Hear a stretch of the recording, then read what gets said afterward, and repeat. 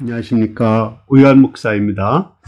오늘 주일 예배 오신 여러분들 환영합니다. 오늘 말씀 통해서 우리가 정말 행복한 사람, 행복한 공동체를 만들 수 있기를 기도합니다.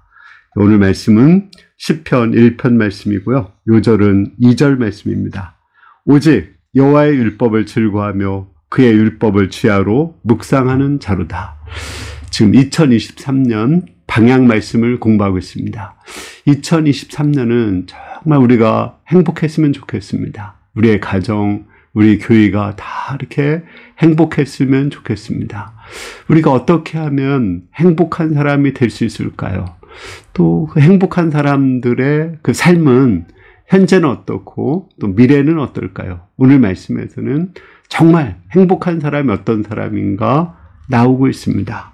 1절, 2절 보겠습니다. 복 있는 사람은 악인들의 꾀를 따르지 아니하며 죄인들의 길에 서지 아니하며 오만한 자들의 자리에 앉지 아니하고 오직 여호와의 율법을 즐거워하며 그의 율법을 주야로 묵상하는 자로다. 여기서 복 있는 사람은 행복한 사람을 의미하는 것입니다. 과연 어떤 사람이 행복할까요? 대부분 사람들은 건강하고 물질적인 풍요를 누리고 또 오래 살고 또 사람들에게 존경받으면 그것이 행복이라고 생각합니다. 근데 과연 그것이 행복할까요?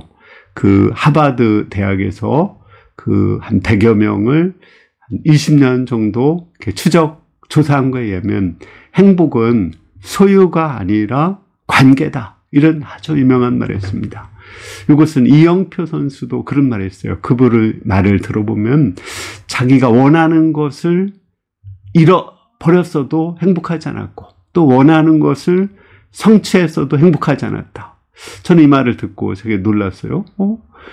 원하는 것을 이루지 못했을 때 행복하지 않은 건 너무 당연하지만 원하는 것을 이루었을 때도 행복하지 못했다. 그 말에 되게 놀랐습니다. 그 말은 자기가 월드컵에 출전하고 또 유럽 리그에 진출했어도 자기가 원하는 것을 이뤘는데 자기 마음은 헛헛했다고 말하고 있습니다.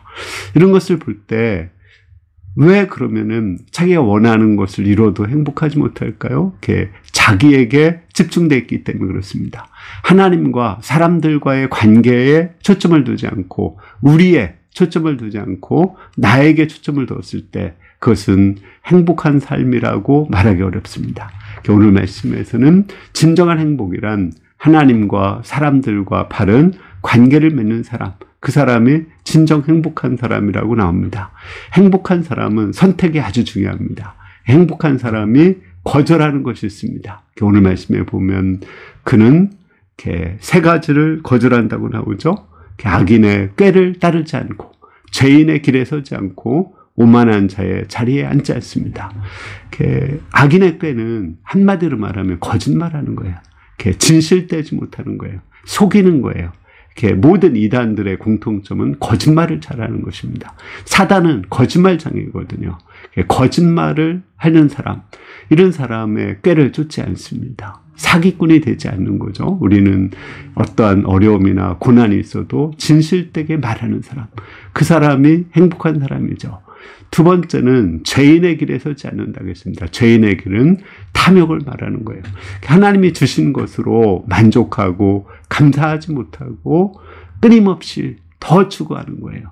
내 아내로 만족하지 못하고 또 내 부모로 만족하지 못하고 내 교회로 만족하지 못하고 끊임없이 추구하는 것. 이것은 탐욕인 것입니다. 탐욕은 욕망이라는 이름의 전차가 끝이 없듯이 끝이 없어요. 그래서 만족이 없고 원망, 불평이 많습니다. 세 번째는 오만한 자의 자리에 앉지 않습니다. 오만한 자는 하나님을 무시하고 저희가 하나님 자리에 앉아서 다른 사람을 판단하고 정죄하는 사람이죠. 진정한 행복은 겸손할 때 행복한 거지 다른 사람을 판단하고 정죄하면 행복이 없습니다. 이것은 행복한 사람이 선택하지 않는 것을 말해요. 또 행복한 사람이 적극적으로 선택하는 것이 있습니다. 뭘까요? 오직 여호와의 율법을 즐거워하며 그의 율법을 주야로 묵상한다고 했습니다. 하나님의 말씀이 즐겁고 또 하나님의 말씀을 여러 번 반복해서 읽는 것을 말해요. 왜요? 하나님을 사랑하니까.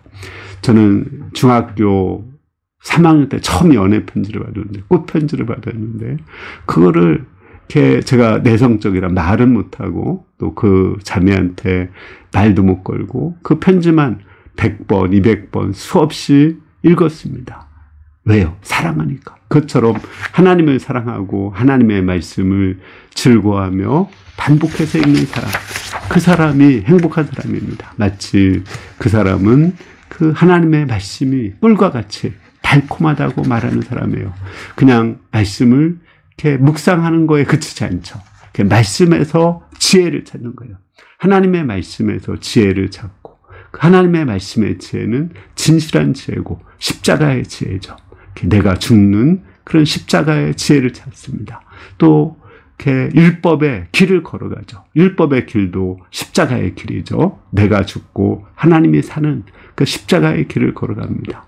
또 이 사람은 이렇게 율법의 그 자리, 율법이 가르쳐주는 그 자리에 앉습니다. 이것은 겸손의 자리고 십자가의 자리죠. 한마디로 말하면 행복한 사람은 오히려 내가 죽는 길을 가는 거예요. 내가 죽고, 내가 모욕당하고, 내가 멸시당하고, 그를 통해서 하나님을 영화롭게 하고, 또 다른 사람들을 존중히 여기고 높여주는 그런 삶을 사는 것, 그것이 바로 행복한 사람이 가는 길입니다. 우리는 행복은 나의 선택에 의해서 결정된다. 이걸 알 수 있었죠. 내가 거절해야 될 때 분명히 거절을 해야 돼요. 이런 거짓이라든지 탐욕이나 교만은 거절해야 되고, 또 그 십자가의 그 진실함, 또 자족함, 또 십자가의 겸손함, 이것을 우리가 적극적으로 선택하며 살아갈 때 우리는 정말 행복한 사람을 살 수 있습니다. 성경에는 이렇게 선택을 잘한 사람이 나오죠. 예를 들어서 아브라함과 롯은 같이 신앙생활을 출발했습니다. 근데 아브라함은 롯은 물질이 많아서 같이 살 수가 없었어요. 그때 아브라함은 롯과 조카와 화목의 관계를 먼저 선택했어요. 그리고 물질을 양보했습니다. 근데 롯은 하나님이나 그때 신앙적인 것보다도 그냥 돈을 선택을 한 거예요.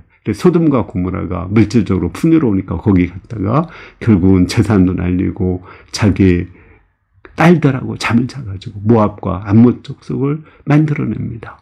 얼마나 쓸쓸한 최후를 맞이합니까? 그러나 아브라함은 인가를 선택하고 하나님을 선택했을 때 복의 근원이 되었습니다. 그 야곱과 에서도 마찬가지죠. 야곱과 에서는 그 둘 다 모태신앙이에요. 쌍둥이로 태어났습니다. 그때 야곱은 장자의 명분을 선택했고 에서는 벌을 선택했죠. 팥죽한 그릇, 물질적인 걸 선택을 했습니다. 에서는 에돔 족속이 되고 결국은 역사에서 사라지게 됩니다. 그러나 야곱은 이스라엘의 조상이 되고 거기서 메시아가 나오게 되죠. 또 우리 다윗과 사울도 마찬가지입니다. 둘 다 이스라엘의 왕이죠. 사울 왕은 자기가 왕이 되어서 다른 사람을 시기하고 질투하죠. 그랬을 때 스스로 번민하다가 파멸하고 자살해 죽습니다. 근데 다윗은 하나님을 경외하고 또 존중함으로 사울왕을 태요. 자기가 사울왕을 죽일 수 있는 기회가 2번 있었지만 죽이지 않습니다. 그랬을 때 다윗은 메시아의 그림자가 되었고 사울은 자살해서 죽고 말았습니다. 그러면 행복한 사람의 현재의 삶은 어떨까요? 3절, 4절 보겠습니다. 그는 시냇가에 심은 나무가 철을 따라 가시를 맺으며 그 잎사귀가 마르지 아니함 같으니 그가 하는 일이 다 형통하리로다. 악인은 그렇지 아니하며 오직 바람에 나는 겨와 같도다. 행복한 사람은 시냇가에 심은 나무와 같이 시절을 따라서 열매를 맺습니다. 그 열매를 맺는다는 것은 뭐냐면 그 마음에 하나님이 주시는 그 기쁨과 평화를 누리게 됩니다. 또 모든 일에 하는 일이 다 형통해집니다.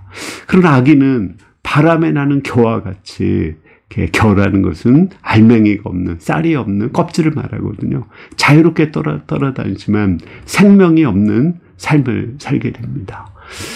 근데 여기서 과연 형통하다는 것이 만사형통, 하는 일대로 다 잘 되고 환경이 좋은 환경만 되는 것을 의미할까요? 그렇지 않습니다. 저는 정말 이렇게 의롭게 살다가 또 의를 선택하다가 율법대로 살다가 형통하게 된 사람 하면은 요셉이 떠오릅니다.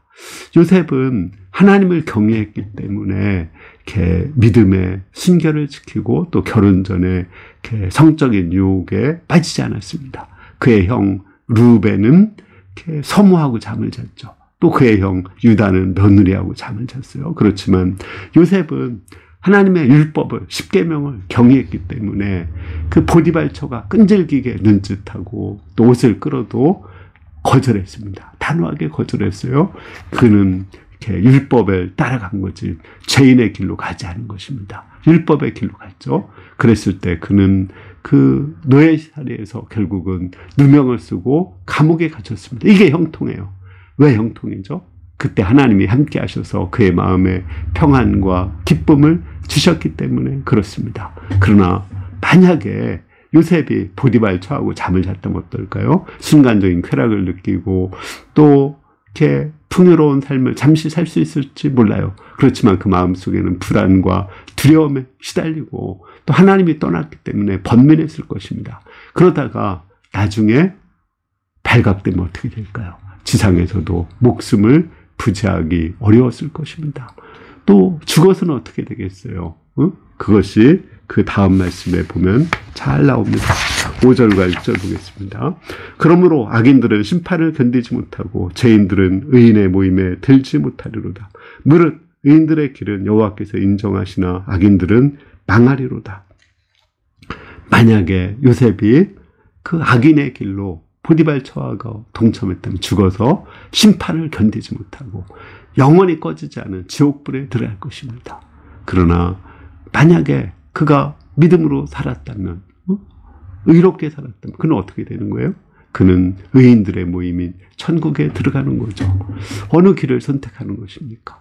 우리의 영원한 행복, 영원한 불행이 있는 죽은 후가 있어요. 이 세상의 삶은 잠깐이고 죽은 후는 영원한 것입니다. 그 영벌을 선택할 것입니까? 영생을 선택할 것입니까? 우리가 이것을 바란다면 우리가 율법을 즐거워하고 또 율법을 묵상하고 율법의 그 지혜대로 또 율법의 길을 가고 율법이 가르쳐주는 겸손의 자리를 앉아야 될 것입니다. 결론적으로 행복한 사람은 어떤 사람이죠? 아까 얘기한 것처럼 소유보다는 관계가 중요한 것입니다. 하나님과 좋은 관계, 사람들과 좋은 관계를 맺어야 돼요. 그래서 죄악에 대해서 분명히 거절을 해야 되죠. 그죠? 교만이라든지 탐욕이라든지 거짓은 거절하고 진실, 겸손, 또 자족함을 선택해야 됩니다. 근데 문제는 우리가 어떻게 하면 이런 진실하고 또 자족하고 겸손한 삶을 선택할 수 있을까요? 그것은 하나님을 경외해야 됩니다. 하나님을 선택해야 돼요. 우리 여호수아서 이제 유튜브 마지막 강의를 했는데 그 여호수아서 마지막에 보면 여호수아가 그래요. 백성들을 모아놓고 유언적 메시지를 주랍니다. 나와 내 집은 여호와를 경외하겠다. 너희들도 하나님을 선택하든지 다른 신을 선택하든지 선택을 하라고 합니다. 그러자 백성들이 다 하나님을 믿겠다고 선택해요. 그러니까 하나님은 질투하시는 하나님이다. 하나님을 믿다가 떠나면 진노하시고 너희들을 심판하실 것이다. 그래도 하나님을 선택할 것이냐 이렇게 물어봐요. 그러자 백성들은 다시 한번 하나님만을 선택하겠다고 결단을 합니다. 그와 같이 우리가 정말 하나님과 사람들과 바른 관계성을 맺으려면 여호와 하나님만을 경외하고 섬기겠다고 선택을 해야 됩니다. 하나님을 존중히 여기고 사람들을 존중히 여기고 하나님을 마음과 목숨과 힘을 다해서 사랑하며 이웃을 내 몸처럼 사랑하는 삶을 살아야 됩니다. 행복은 개인이 아니라 공동체입니다. 우리의 가정, 우리 교회가 행복해야 돼요. 나만 행복한 것이 아니라 우리 모두가 다 행복한 삶을 살아야 됩니다. 우리가 2024년에는 행복 바이러스를 주위에 퍼뜨리는 그러한 가정, 그러한 교회가 될 수 있기를 기도합니다. 그를 위해서 우리가 매일 양식 말씀을 묵상하고 말씀대로 회개하고 순종하며 살아갈 수 있기를 기도합니다. 또 마음으로 정말 하나님 사랑하고 이웃을 사랑하며 또 하나님을 존중히 여기고 이웃을 존중히 여기며 살 수 있기를 기도합니다. 아멘. 기도하겠습니다.